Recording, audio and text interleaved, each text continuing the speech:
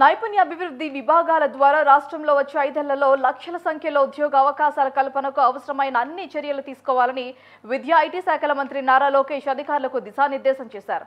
ఉండవల్లి నివాసంలో నైపుణ్యాభివృద్ధి శాఖపై అధికారులతో సమీక్ష నిర్వహించారు.